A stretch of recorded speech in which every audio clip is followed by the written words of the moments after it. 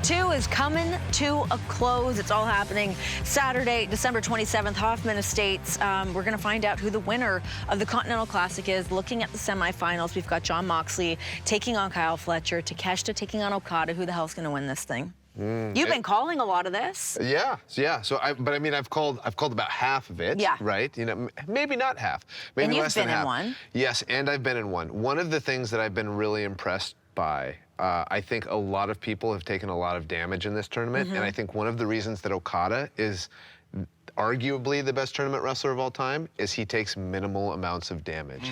Even in the two losses that he lost to Kyle Fletcher and he lost to Kevin Knight. Both of them he lost via roll-up. It wasn't like he was KO'd or whatever it is.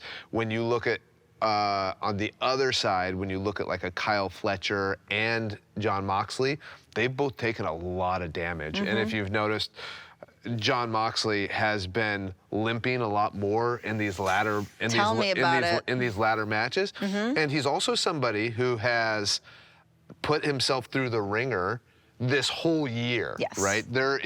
He is the man who has had the most singles matches in all of AEW, and here he is every week going out there. He front-loaded the tournament to the point where, a lot of guys wrestled both the last Dynamite and the last Collision, had tournament matches.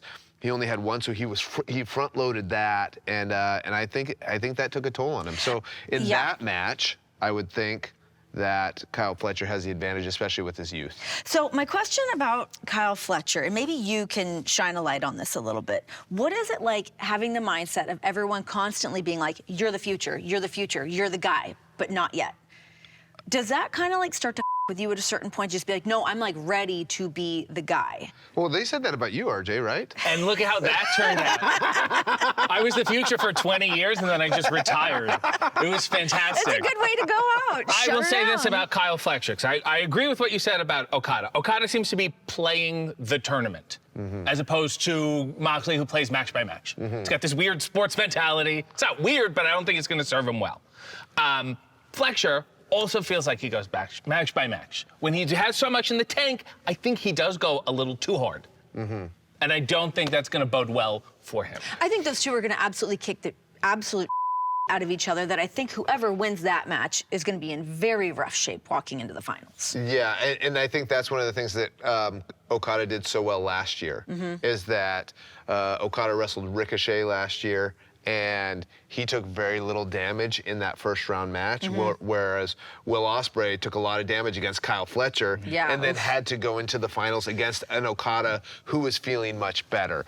But I will say this, Okada's bookings continue at Wrestle Kingdom. He's got Tanahashi. It's the big, huge, giant retirement match. Yeah.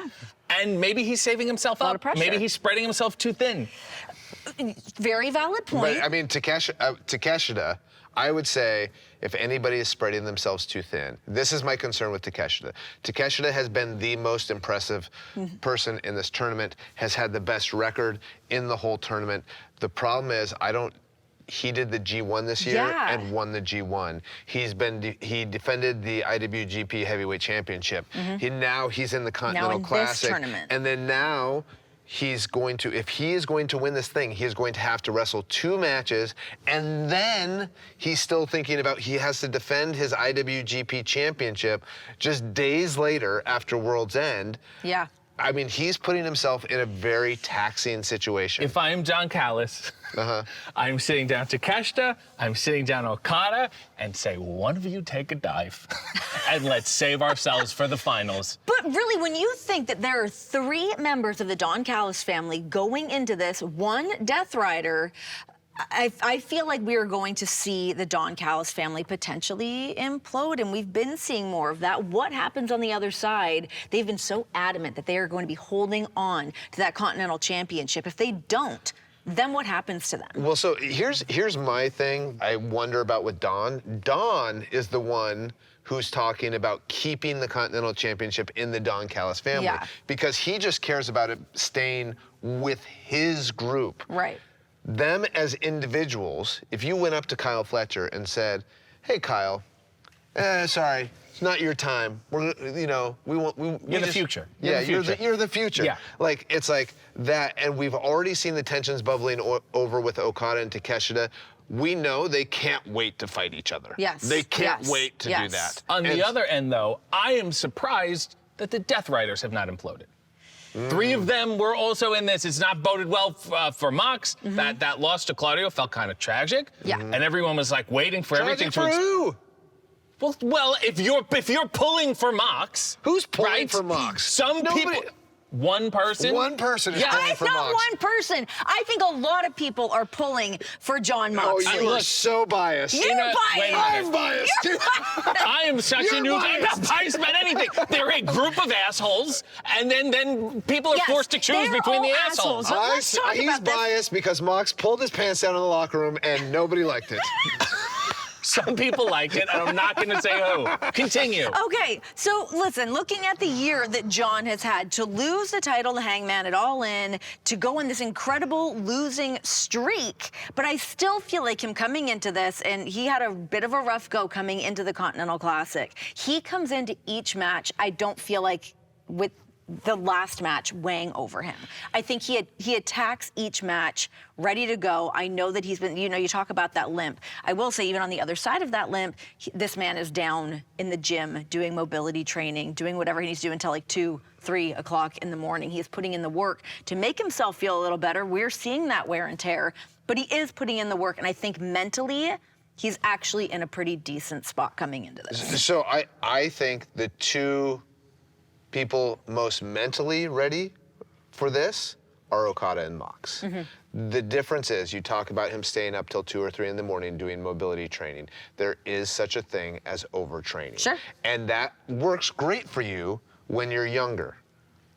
But he's not getting any younger, No, right? he is not. And so that's where I think, you know, Kyle Fletcher, if I were to point to a specific moment where I thought Kyle Fletcher went too far, it was the speedball match. It was a match where I thought, like, okay, now in trying to get this win, in trying to do as much damage as possible, he is hurting himself and hurting his chances in the entire tournament. That said, he is younger. He also trains hard. If Mox is able to beat Kyle Fletcher, the only thing that I could attribute that to is Mox's mentality, and his mentality that he does not get demoralized. I will say, too, as the wife of Jon, him facing Kyle Fletcher makes me the most nervous of all of them, because I feel like Kyle Fletcher is going to do a lot of damage to his body. It makes me nervous. That physicality, that level of physicality that those 2 are going to have, makes me a little bit nervous. If we're talking about weaknesses and strengths, I will say Mox this year has tapped more times than Sammy Davis Jr. I will also say Fletcher, Okada, and Takeshita not really known as submission wrestlers. Sure. Yeah. But if I am Don Callis and he is steering that ship, I'd make sure there's a few submissions up their sleeve. Yeah, I'm trying to think.